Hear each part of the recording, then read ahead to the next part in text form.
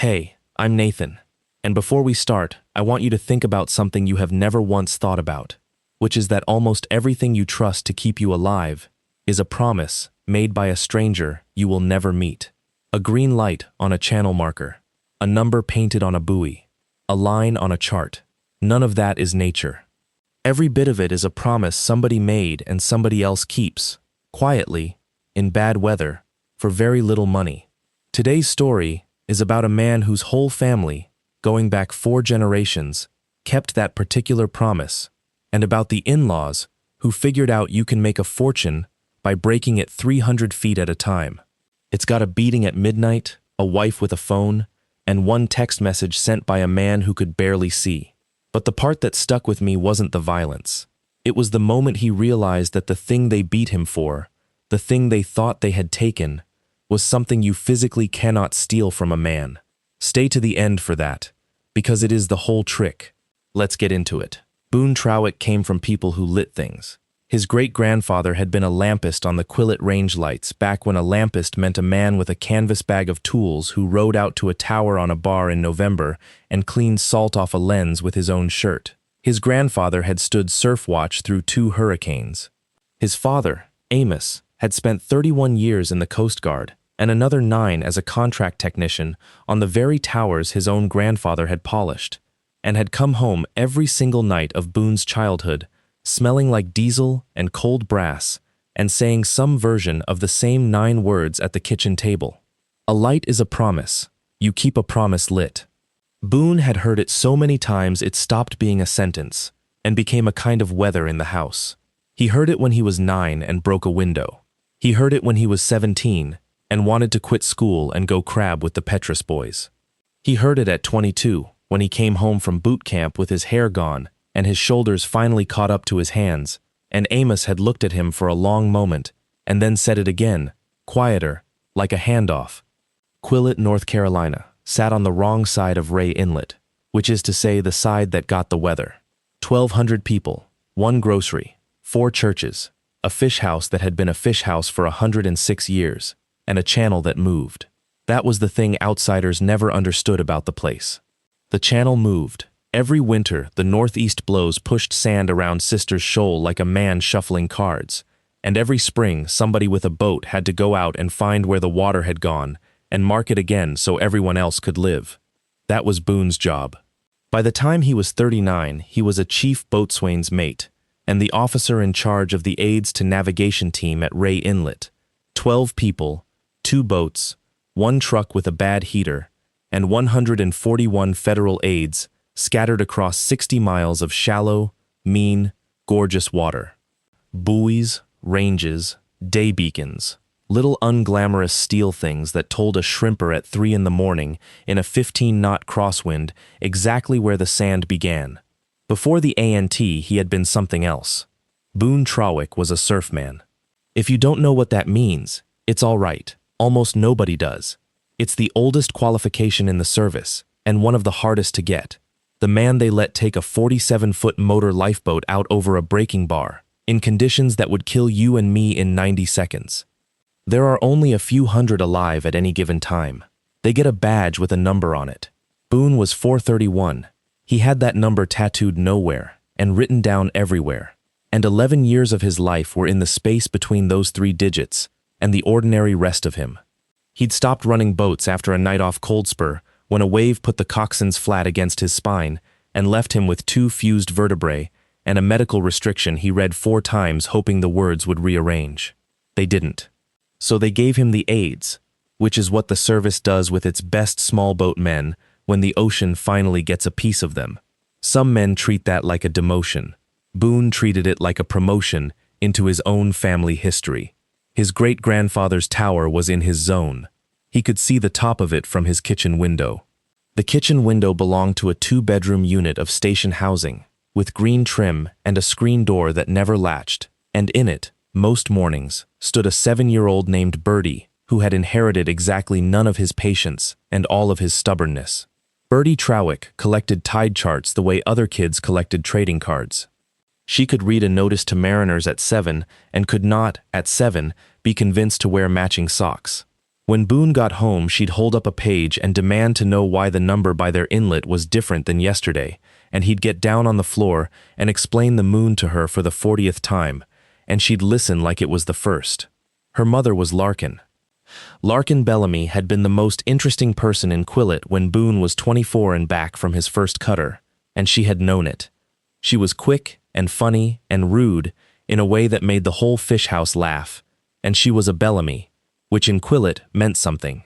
Her family had been on that water as long as his had, but on the other end of the trade. The Trawicks lit things.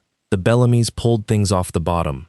A Bellamy Marine Salvage and Towing occupied 9 acres on the north bank, a travel lift, 2 barges, a 100-ton crane, a dive shed, and 3 tugs with the family name in white on the black hull.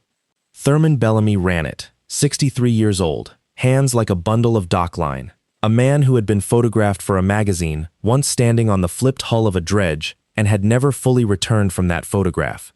He had 2 sons in the business, Cade, who ran the dive side and had a way of standing too close when he talked, and Ruel, a tug captain with a laugh you could hear across the harbor, and an ugly quiet under it.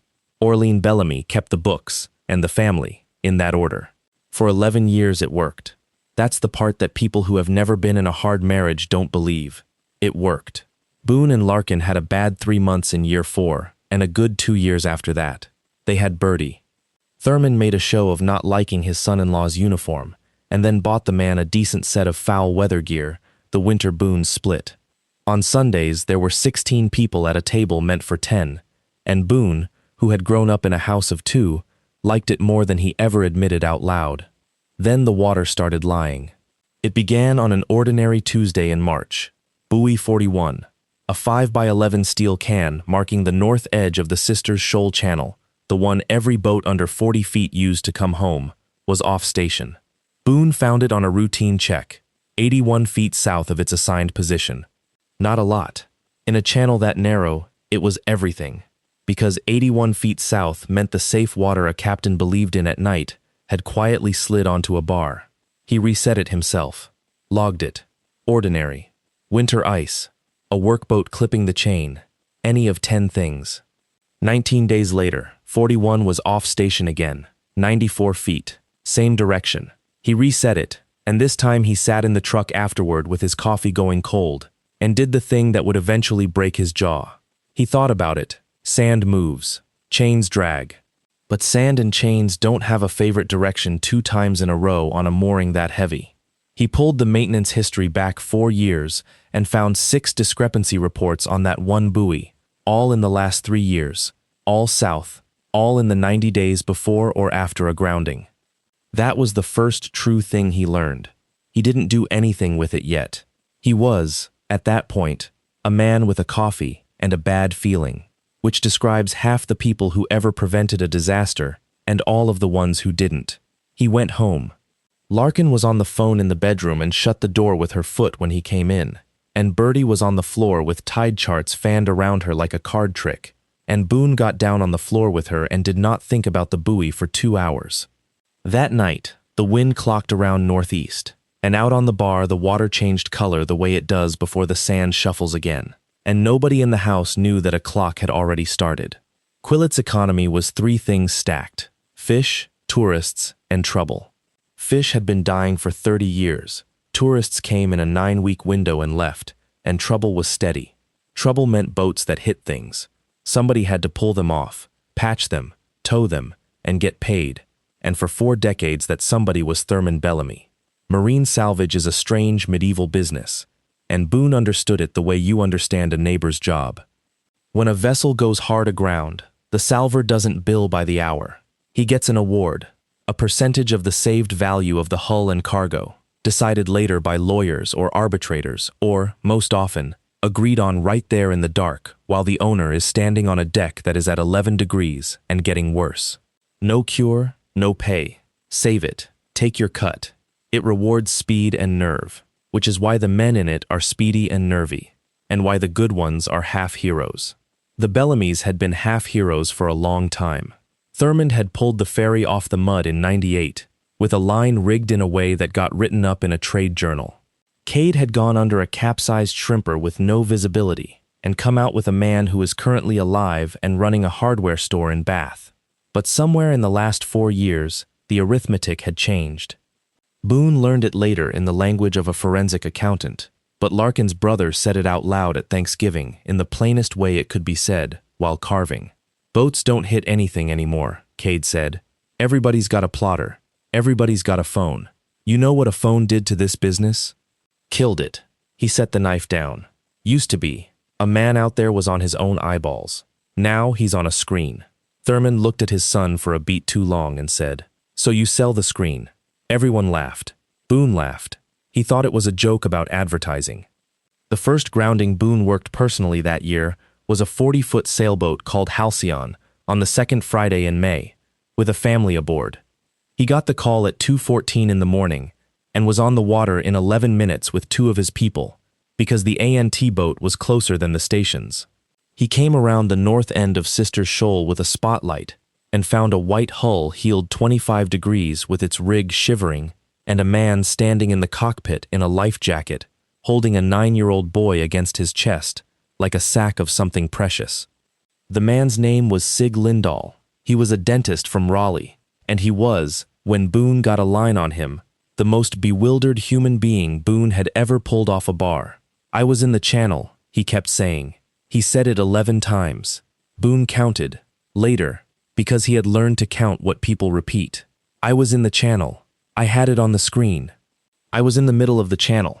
His wife had a broken wrist from the impact. The boy was fine and would be scared of the dark for 2 years. The boat's keel was open, and the hull filled, and by 4 a.m., the Halcyon was a total loss. Here's what Boone noticed while he was doing his job, and hated himself later for not noticing harder. The Bellamy tug Reliance was already on scene when he got there. Not coming. There, standing off the bar in the dark with her deck lights on and Ruel Bellamy on the radio, professionally calm, already talking to the owner about a Lloyd's open form and a percentage, while the family sat wrapped in blankets on Boone's deck. Ruel gave Boone a little 2-finger salute off the brim of his cap. "Family," Boone had said. "You got here quick." Ruel had said, "Heard it on the radio, brother," which was a perfectly good answer, and Boone had gone back to work.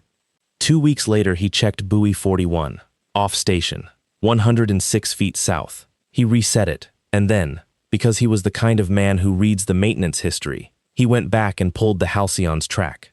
Sig Lindahl had given the Coast Guard his chart plotter card, because Sig Lindahl was the kind of man who gives people everything they ask for and apologizes after. Boone laid the track over the chart on the office computer at 9 o'clock at night with the door shut. The Halcyon had been dead center in the channel. Perfectly, beautifully. A line right down the middle, the kind of line a careful man draws. Down the middle of a channel that was 310 feet south of the actual water. Boone sat back in a chair that squeaked and looked at that line for a long time. A displaced buoy could put you on the edge. It could not put a man in the exact center of a channel that didn't exist. For that, the man's screen has to be lying to him, and a screen doesn't lie unless someone teaches it to. He did not sleep that night. At 2 in the morning, he was at the kitchen table with a legal pad. Larkin came out for water and stood in the doorway in the blue light of the stove clock, and asked, not unkindly, "What are you doing?" "Buoy math," he said. She looked at the pad. The pad had the word Reliance on it, with a time next to it and a question mark. "Come to bed," she said. He came to bed. But in the morning he took his phone out to the truck, and he did the first careful thing. He wrote down every grounding in Ray Inlet for 3 years, from the station's own casualty logs, with 3 columns. Time of the grounding, time of the distress call, time the Bellamy tug got underway. It took him 9 days to fill in, and when it was full, he sat in the truck outside the fish house with the engine off and the windows fogging, and understood that he was going to lose his family.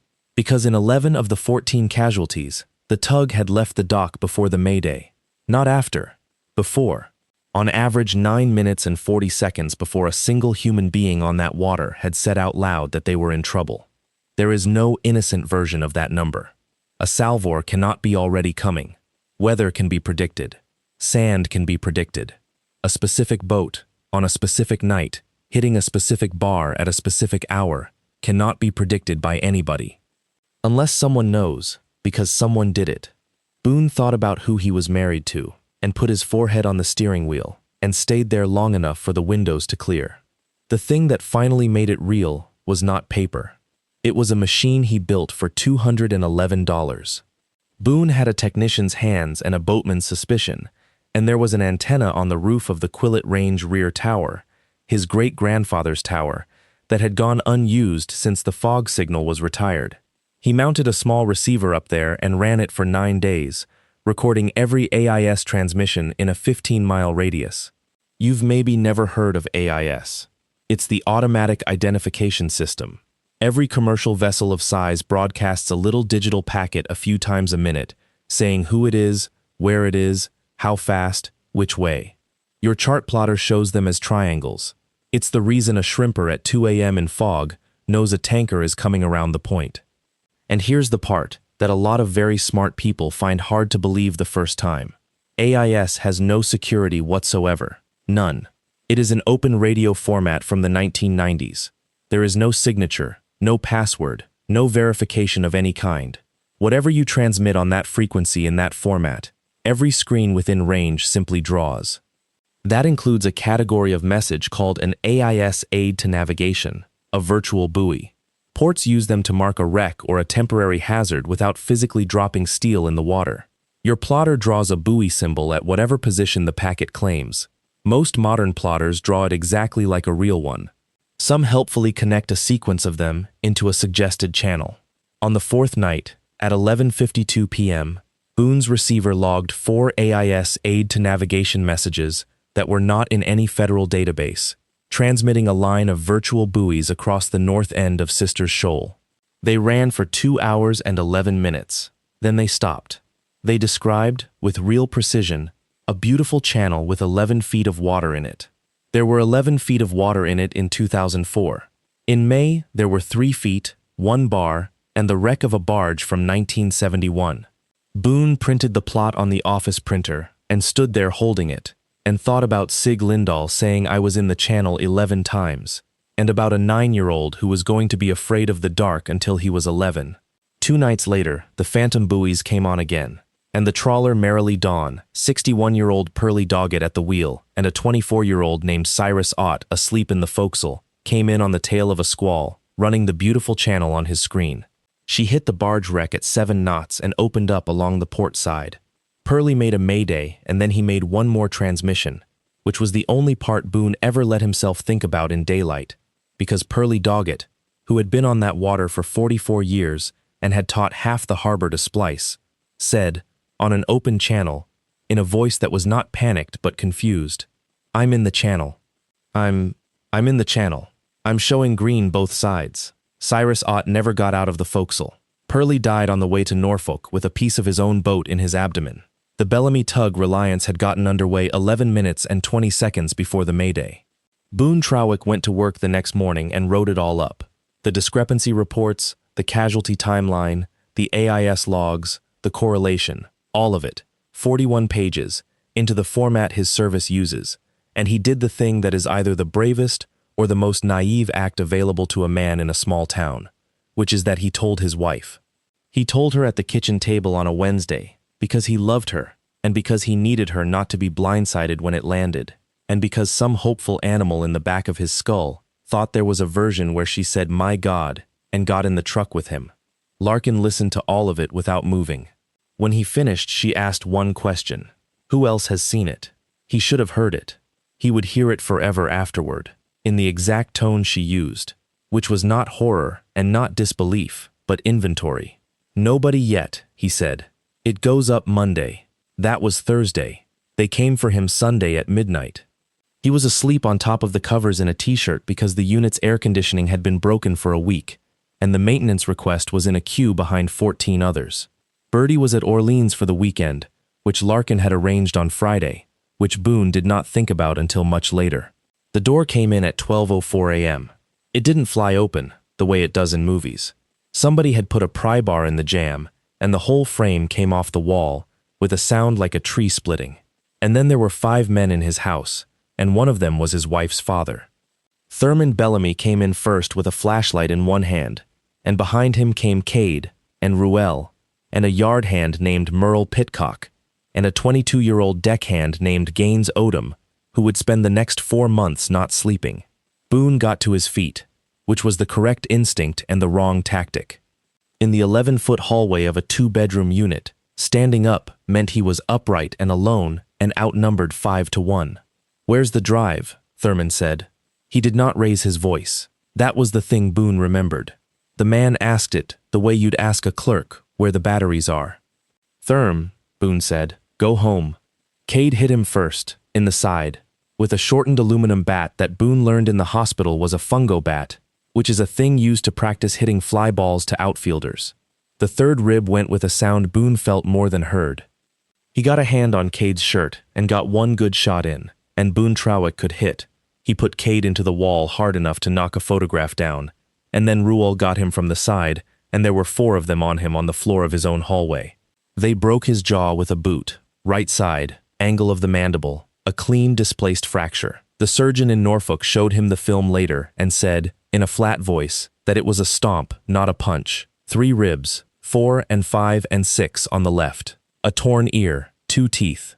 They pulled the shelf out of the closet and took his laptop. They took the phone off the nightstand. They did not take the other phone, the old one with the cracked screen that lived in the pocket of the foul weather jacket hanging by the door, because nobody in that hallway knew it existed. And while it happened, Larkin Trawick stood in the bedroom doorway, 7 feet away, in a gray t-shirt, and filmed it. Boone could see her feet. That is the frame that stayed with him, from the floor, the angle of the hall, her bare feet, the toes curled slightly against the carpet, and the blue-white rectangle of the phone above. She did not scream. She did not say stop. She did not say his name. 6 minutes and 12 seconds of video, and the only sound she made in all of it was, at 4:41, when Merle Pitcock knocked the lamp over, a small annoyed noise, the kind you make when someone drops a glass. Then they left. Thurman stopped at the ruined door with the laptop under his arm, and looked back at the man on the floor, and said the last thing he would ever say to him as family. "You should have stayed on the boats." The door hung open. The wind came in off the water, and Boone Trawick, who could not close his mouth or take a full breath, crawled 11 feet to the coat hooks by the door and got his hand into the pocket of the foul weather jacket. He could not see well. His right eye had closed. He could not have typed a paragraph. But there was a thread on that old phone that had been alive for 11 years.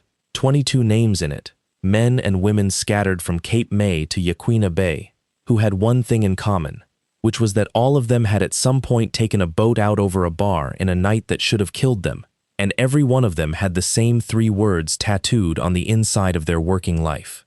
Boone typed with one thumb, 4 words and a number, and pressed send. Surfman 431. Ray. Go out. Then he put his face on the linoleum of his own kitchen, in his own quarters, in a house with the door off, and passed out. The first one through the door was a man named Ford Iverson. Senior Chief Iverson was 51, from Duluth, and had been Boone's first coxswain, and he arrived at 4:52 in the morning from a station 140 miles up the coast, with 2 coffees he never drank, because he had read a 4-word text at 1 in the morning and had gotten in a truck. By 9 that morning there were 6 of them in the hall outside the emergency room in Norfolk. By that night there were 9. They came in trucks with toolboxes and go bags, and one of them, a rescue swimmer named Coralie Van, came directly off a 12-hour duty in a flight suit because she didn't want to lose the 40 minutes it would take to change. They didn't ask him what happened. That was the mercy of them. His jaw was wired shut for 6 weeks, and he communicated by pad and by a whiteboard Iverson bought at a drugstore, and no one in that hallway asked him to relive anything. They asked operational questions. Who? Where? What did they take? What do you need? MK1 Ozzie Farrow, who was a machinery technician and a genius with a lock, spent his second day in Quillette, putting a real door in Boone's quarters, steel core, 4-inch screws into stud, and installing 3 cameras with battery backups that uploaded to a server in Michigan. BM1 Ines Corrigan, 5'4", 11 years running boats out of Chatham, the calmest person any of them had ever met, took the whiteboard and drew, without being asked, a timeline across it, and put a box around the words, "What did they think they took?" That was the question that turned the whole thing. Because Boone, on a bed with his jaw wired, wrote out an answer on the pad that made Iverson laugh out loud in a hospital and get shushed by a nurse. They took my laptop. It's a 5-year-old personal laptop with pictures of my kid on it. The 41-page casualty analysis was on a federal server. It had been on that server since Thursday afternoon, in draft, with an autosave trail. The AIS captures had been syncing to 2 off-site backups since the day he built the receiver, because a man who maintains navigation equipment for a living has certain habits. The buoy discrepancy reports weren't his at all. They were the government's, filed in real time, from 4 different years, by 3 different people. Thurman Bellamy had broken a man's jaw to take back information that had been beyond his reach for weeks, and had, in the taking, added a crime with witnesses. That's the thing about people who make their money off the ocean's accidents. They think everything can be salvaged. They think a fact is like a hull, that if you get a line on it fast enough, you can pull it back off the bottom and own it. You cannot steal a light. You can break the man carrying it. The light is still lit.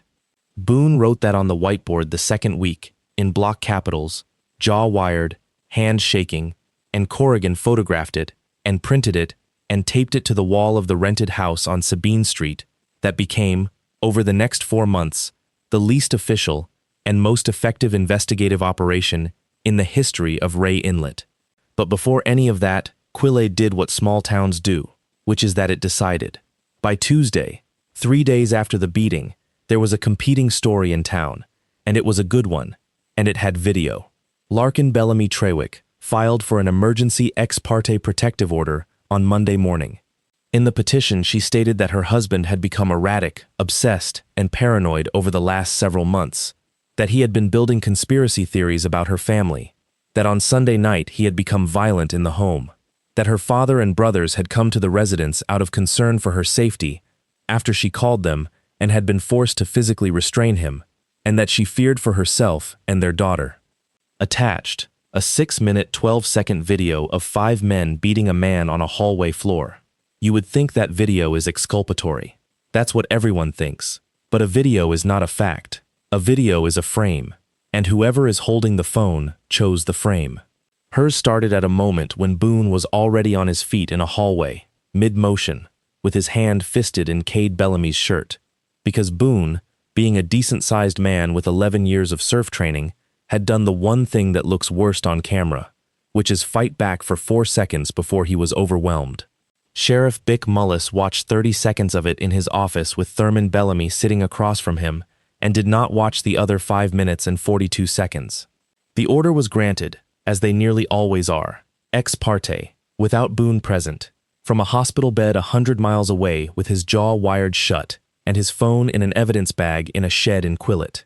It removed him from his residence, which was federal housing he needed for his job. It gave temporary custody of Boone Trawick, age 7, to her mother, with the note that the mother would be residing at 41 Bellamy Landing Road, the family compound. His daughter, who read tide charts, went behind their gate. That was the low point. It's important to be honest about that, because stories like this get told as if the strong man is never actually down, and he was. There was a Thursday in the 3rd week, in a rented house on Sabine Street, with 9 people asleep on air mattresses in the other rooms, when Boone Trawick sat on the edge of a tub at 4 in the morning, with his mouth wired and a picture of his daughter on a cracked phone, and could not get himself to stand back up. What he did was small, and it saved him. He got the whiteboard marker off the sink and wrote on the mirror the words his father had said in the kitchen for 30 years, "A light is a promise," and under it, in his own hand, the thing that is the actual spine of what happened next: you have to go out. That's the older half of an old surfman's line, from the days when the manual said a keeper must attempt a rescue regardless of conditions. You have to go out. You don't have to come back. Men say the second half because it sounds brave. The first half is the one that gets you off the edge of a tub at 4 in the morning. Boone went out. He went out the legal way first, because he was not a fool, and because the men and women asleep on air mattresses in that house had careers.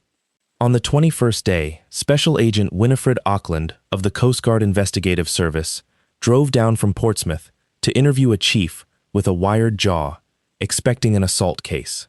She got a briefing. Iverson had set up the front room like an operations center because that is the only way any of them knew how to think. Corrigan ran it, because Corrigan ran things. There were 4 walls. Boone could not talk, so Corrigan talked, and Boone corrected her on the pad, and every 20 minutes Pharaoh put a fresh cup of something Boone could drink through a straw in front of him. Wall 1. The aids. 141 federal aids in the zone, and a heat map of discrepancy reports over 4 years. Buoy 41 and the 2 range markers at the north end of Sisters Shoal had 11 times the discrepancy rate of anything else in 60 miles. Wall 2. The casualties. 14 groundings in 3 years in a stretch of water that had averaged 2 a year for the previous decade. 2 dead. 1 family's boat gone with a 9-year-old aboard.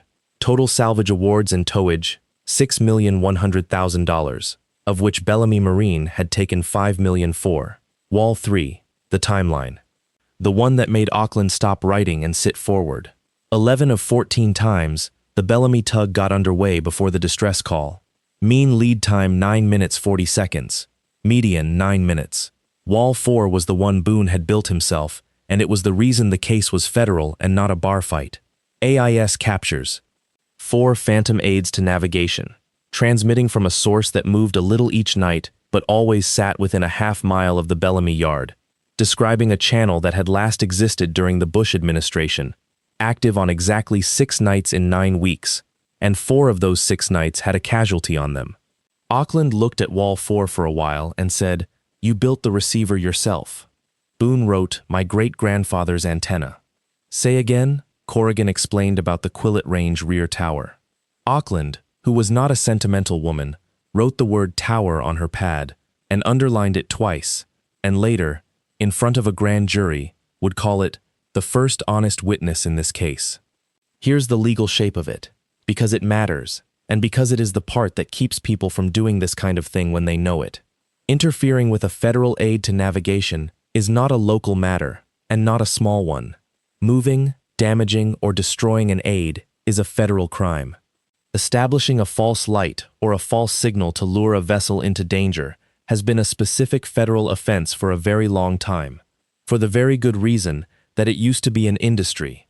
The wreckers of the 18th and 19th centuries who walked a lantern along a beach on a horse's neck so that a ship's master would take it for another vessel riding safely at anchor, and steer for it, and open his hull on a bar. They did it on this coast. They did it within 9 miles of where Boone Trawick was sitting with his jaw wired shut. And when someone dies as a result of misconduct or negligence by a person concerned with the operation of a vessel, there's a statute that most people have never heard of, from 1838, written after steamboat boilers started killing Americans by the dozen. Seaman's manslaughter. It has a lower bar than ordinary manslaughter, and it is the hammer. Auckland said, "At the end of 4 hours, I need the source of that transmitter, and I need someone from inside the family. Paper won't hang them. Paper plus a witness will." Boone wrote on the pad, "I know which one." "Which one?" He wrote a name and turned the pad around. "Tamsin, 16. The thing about a family that runs on fear is that it manufactures, every generation, exactly one person who is paying very close attention. Tamsin Bellamy was 16, Cade's daughter, and she was the kind of kid that small coastal towns produce and then fail to notice. She had a marine VHF scanner she'd bought at a yard sale when she was 11, a hydrophone she had made out of a piezo element and a jar of casting resin from a YouTube video, and a black and white composition notebook in which, for 4 years, she had written down every interesting radio transmission she heard, with the time, because she wanted to be an oceanographer and had read that scientists write things down. She had 11 notebooks. 11. Boone had known about the notebooks since Tam was 12, because Tam was the only person in her family who ever asked him about his job, and because he'd once spent a Sunday afternoon showing her how to solder a better connector on the hydrophone while the rest of the Bellamys watched a game. Getting to her was the hard part, and it was not done by a Coast Guardsman. It was done by Coralie Van, in a diner in Bath, 31 miles from Quillet, because Tam had a driver's license and a summer job and a habit of leaving town on Saturdays. Van did not ask her for anything. She told her what happened in the hallway, all of it, plainly, and then she put a photocopy on the table of a page of the casualty timeline, and then she said the only sentence that had any chance. You've been writing down times for 4 years. Nobody in your family has any idea what that's worth. Tam Bellamy went home. 2 weeks later, she called from a gas station and said one sentence. The night the Merrily Dawn hit, my uncle's tug called the yard at 11:41. The Mayday was at 11:52. She had it written down, in pencil, at the time, by a 16-year-old with no stake and no theory, and, this was the part that broke it, she had recorded it, because she recorded everything interesting, on a laptop with a timestamp, and had backed up 4 years of audio to a cloud account she'd made when she was 13, and never once deleted. In the recording, you can hear Ruel Bellamy's voice say, "Reliance is off the wall, we're gonna sit off the north bar. Sit off the north bar." 11 minutes before a man on that bar knew he was dying. Auckland's team got the second witness in September, and he came to them. Gaines Odom was 22, a deckhand, and had been in the hallway that night because Thurman Bellamy had said, "Get in the truck," and Gaines had been raised in Quillette, where you get in the truck. He hadn't swung anything. He had stood in a doorway and watched, and he had spent every night since throwing up at some point between 2 and 4 in the morning. Gaines walked into the CGIS office in Portsmouth on a Tuesday with his mother's car and no lawyer and said, "I need to tell you about the box in the dive shed." The box was a marine AIS transceiver, a commercial unit anyone can buy, wired to a laptop and a power supply and a whip antenna, mounted in a metal job box that could be lifted by 2 men into the bed of a truck or the deck of a skiff. Cade ran it. He'd learned it, Gaines said, from a video and a forum, and it had cost less than a good outboard. He had a name for it too, and it was the detail that made 2 federal prosecutors go quiet. The Bellamys called it the lantern. They didn't know they were quoting anybody. Cade had picked it up from his grandfather, who used to joke about how the old people made their money. Hang a lantern on a horse, walk it along the dune, let some fool steer for it. Cade thought it was funny. He'd been calling it that for 3 years. So there it was, all of it, in the fall. The paper, the pattern, the audio, the insider, and the box. And it still wasn't enough, and everyone in the room knew it, and Boone knew it best, because he had grown up on that water, and knew exactly what a jury of coastal people would hear. The Bellamy's defense was already visible from a mile off. The tug went early, because tugs go early. Ruel is a cautious captain. Weather was building, that's seamanship.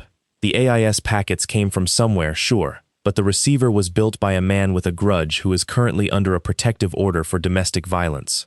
Buoy 41 moves because Sister Shoal moves. Ask anybody. Tam is a 16-year-old girl who fought with her father about a car.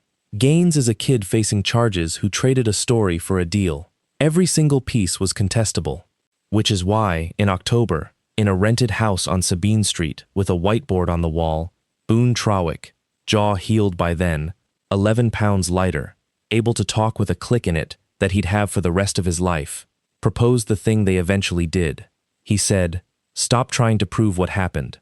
Make them do it again, in front of us, on a boat we own." Auckland said no for 11 days. Then she took it to her supervisor, who took it to an assistant U.S. attorney named Ophelia Nardone, who listened for 40 minutes and asked exactly one question, which was, whose life is at risk? Boone said, "Nobody's. That's the point. That's the entire design. Here is what they built, and it is the most beautiful piece of work Boone Trawick ever did. And he did it out of a marine salvage yard's own logic turned around backwards. The bait had to be a boat worth wrecking. The Bellamys had gotten selective. They didn't light the lantern for a runabout. They lit it for hulls with real insured value and cargo. So the team acquired, through a seizure disposal program, a 58-foot wooden-hulled trawler that had been sitting on jackstands in Beaufort for 2 years, and they registered her, and they insured her, and they named her Lorelei, after the siren on the Rhine who sang men onto the rocks. Corrigan picked the name. Nobody argued. Then they made her lie. Her AIS transponder was configured, legally, under federal authority, with the profile of exactly the kind of vessel the Bellamys had learned to love. A scallop boat inbound from the grounds, sitting low, 91 tons. Insured hull value $900,000. Cargo aboard. She broadcast a track for 11 days before the night in question, coming and going from Beaufort, being ordinary, being real, being noticed. They rebuilt her below the waterline into something that could not actually be lost. Pharaoh and 2 civilian shipwrights fitted her bilges with sealed foam blocks, and they welded a sacrificial steel shoe onto the keel so she could touch the bar at 4 knots and stop like a truck hitting a snowbank. They put 9 cameras on her, low light, on independent batteries, plus 2 thermal units watching the water astern. They put Tam's kind of hydrophone over the side, professional grade. They put a live uplink in the wheelhouse mast. And then the part that mattered legally. Aboard the Lorelei on the night in question were 4 people, all volunteers, all trained, all in immersion suits under their foul weather gear, with a 47-foot motor lifeboat with a full surf crew standing by 1,100 yards off in the dark, which is to say, the safest grounding in the history of the North Carolina coast. Boone was not aboard. He wanted to be. Auckland refused, and she was right. And Corrigan told him so in 4 words in the parking lot. "You're the witness, Chief." They needed weather, not dangerous weather. The lantern only came on when there was enough weather to make a grounding plausible, and enough sea to keep casual traffic home. They needed a northeast blow of 15 to 20 knots, a falling tide, and a moonless night, and they needed the Lorelei to be inbound at the hour the Bellamys liked, which the data said was between 11:30 p.m. and 1 a.m. The window came on the 3rd of November. At 10:41 p.m., the Lorelei rounded the sea buoy inbound with her lights on and her fake identity broadcasting to every screen in 15 miles, 91 tons, low in the water, $900,000. At 11:14 p.m., Boone Trawick, standing in the top of the Quillette Range rear tower with a headset on and a receiver in front of him, his great-grandfather's tower, his own antenna, the highest honest point in the county, watched 4 AIS aid-to-navigation packets appear on his screen in a line across the north end of Sisters Shoal. He said 1 word into the headset, "Lit."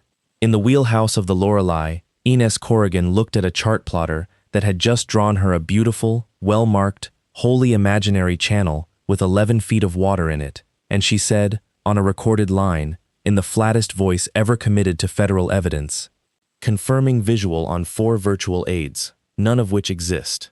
My screen is telling me to drive onto a bar, proceeding at 4 knots. At 11:39 p.m., a 58-foot trawler, with a steel shoe on her keel, drove into Sisters Shoal at 4 knots, exactly where a lie told her to, and stopped hard, and heeled 11 degrees, and stayed there, full of foam, watched by 9 cameras, with a surf crew 1,100 yards away, and a hydrophone listening to the sand. Nobody made a mayday. That was the design. Corrigan sat in the dark on a tilted deck and did not touch the radio, because the entire case, 3 years of it, came down to one question that could be answered by a clock. Would anyone come before they were called? At 11:44 p.m., the hydrophone picked up screws. At 11:47 p.m., the tug Reliance came around the north end of the shoal with her deck lights off, and stood off 200 yards, and waited, in silence, for 11 minutes, watching a stranded vessel with people visible on her deck, and doing absolutely nothing, which is its own crime, and which Auckland later called the coldest 11 minutes I have ever watched on video. At 11:58 p.m., Reliance lit her deck lights and came alongside, and Ruel Bellamy picked up a microphone and said, "Warm as Sunday. Vessel aground on the North Bar. This is the tug Reliance. We happen to be in the area. Looks like you folks are in some trouble." At 12:01 a.m., Ruel Bellamy offered Lloyd's open form salvage terms to a federally crewed decoy on a recorded line and asked her master to acknowledge on Channel 22. And at 12:02 a.m., an anchor detail on the bow of the Lorelei stood up in their immersion suits, and the 47-footer came out of the dark from 1,100 yards with her blue light going and 11,000 pounds of momentum, and 2 more boats came in behind her. And in the Bellamy dive shed, at 12:06 a.m., federal agents with a warrant walked in on Cade Bellamy, sitting on an overturned bucket next to a job box with a whip antenna on it and a laptop running a program he had downloaded for free, transmitting 4 aids to navigation that did not exist, into a night with people out in it. He said, when they took the laptop, the single most Bellamy sentence available, which was, "That's my property." Thurman Bellamy was arrested at 12:31 a.m. in his own kitchen, in a bathrobe, and the thing he did on the way out the door was look for his daughter. The federal charges took 11 months to run their course, and they came down like weather. Cade Bellamy took the worst of it because Cade had run the box. Destruction and interference with aids to navigation, false signals, conspiracy, and 2 counts of seaman's manslaughter for Pearlie Doggett and Cyrus Ott. He went to trial because Cade was the kind of man who believed a jury would love him, and the jury watched 11 minutes of a tug sitting in the dark with her lights off 200 yards from people on a tilted deck, and came back in 4 hours. 22 years. Thurmond went 19. He was 64 at sentencing. He allocuted for 11 minutes, and about half of it was about how the salvage business used to be, and the judge, a plain woman from Elizabeth City who had grown up in a fish house, let him finish, and then said one sentence that got printed in 3 newspapers. "Mr. Bellamy, your family did not lose a way of life. Your family decided that other people's lives were a way to make one." Ruel took a plea at 11 years. Merle Pitcock took 4. Gaines Odom got 18 months and served 11, and testified at both trials, and cried both times, and is currently a licensed captain running a tour boat out of Beaufort, who will not take a charter that goes near Sisters Shoal.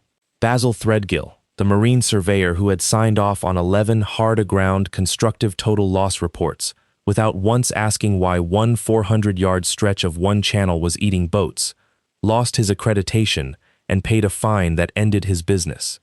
Sheriff Bick Mullis was not charged with anything, because there was nothing to charge, and lost his re-election by 900 votes to a deputy named Aniston Gore, who had, in the 3rd week, driven to Norfolk on her own time to take a statement from a man with a wired jaw that her boss had told her not to take. The insurance underwriters, who are not sentimental people and who had paid out on those 11 hulls, filed civil actions that took the yard, the crane, the barges, the tugs, and the 9 acres. Bellamy Marine Salvage and Towing ceased to exist on a Thursday in March. The travel lift was sold to a family in Oriental. The Reliance was sold, renamed, and is currently working out of Baltimore under a company that does exactly what the Bellamys used to do, honestly, for less money. And Larkin Bellamy pleaded, eventually, to accessory after the fact and to filing a false report, and the thing that took her down was the same thing she had believed would save her, the video. Because a video file is not just a picture, it carries metadata, a creation timestamp, accurate to the second. And when the forensic examiner pulled the original off her phone, the file's start time was 12:03:38 a.m. The pry bar hit the doorframe at 12:04. She started filming 22 seconds before the door came in. You can't record something you don't know is coming. 22 seconds is not a reaction. 22 seconds is a woman standing in a doorway in the dark, in a gray t-shirt, with her phone already up, waiting. She got 11 months, of which she served 7.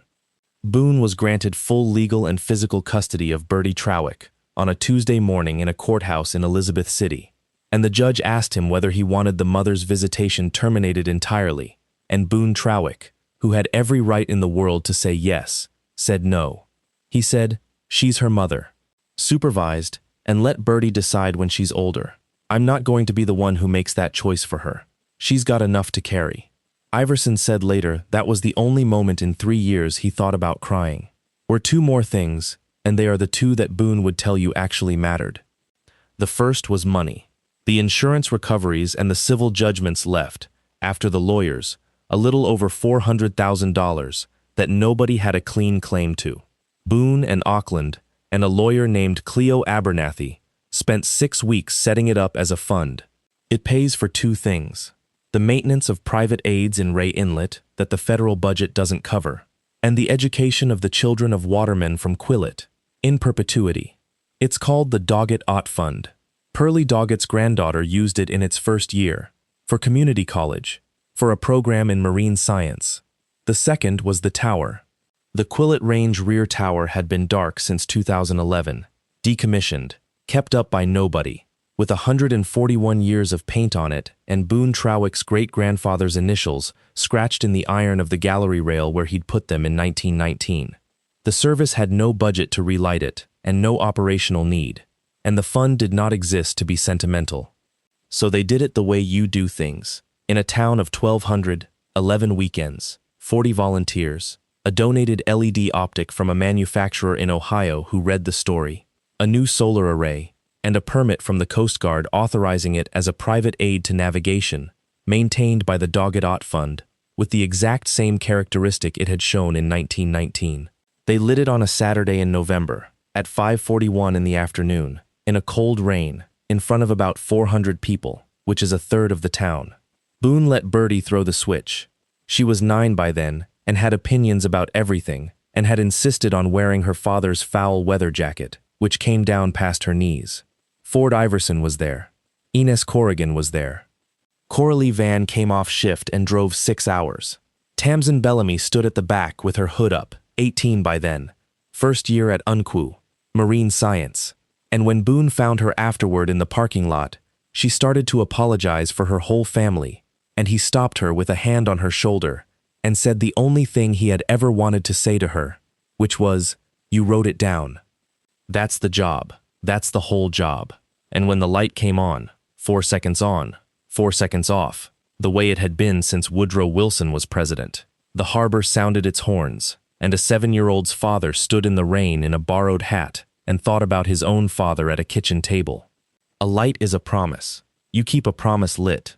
I want to tell you what I think the real story is here, because it isn't the beating, and it isn't even the trap, as much as I love the trap. The real story is that the Bellamys had a business model that only worked because everyone assumed the sea was random. That's the whole con. 14 boats hit the same 400 yards in 3 years, and a town said, "That's a bad piece of water," because a bad piece of water is a story people already know how to tell. Nobody had to be bribed. Nobody had to be silenced. The lie hid inside an explanation everybody had already accepted. That's how almost every long-running scam actually works, by the way. Not with a cover-up, but with a cover story that was sitting there for free.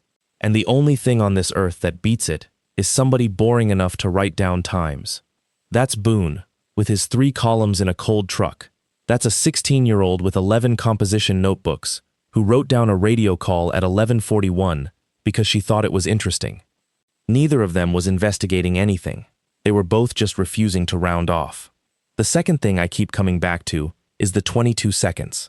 Because Larkin didn't testify against him, and she didn't lie on the stand, and she never once raised a hand. She held a phone, that's all. And in the end, that was enough to convict her. Because the phone recorded the one thing she couldn't talk her way out of, which is that she was ready before it happened. There's a version of that in a lot of houses, and it doesn't involve anybody's father breaking a door. It's the person who goes quiet at exactly the moment you need a voice. Believe the quiet. It's information. And the last thing, the one I'd actually want you to carry out of here. They broke his jaw because they thought a fact was a thing you could take out of a house in your arms. It isn't. Facts aren't hulls. You can't salvage them. Once a true thing is written down in more than one place, it stops belonging to the man who found it and starts belonging to everybody. And there is no amount of violence in the world that gets it back. Write it down. Back it up. Tell somebody boring and reliable. That's the armor. If you got something out of this one, you know what to do. And I'll see you in the next story.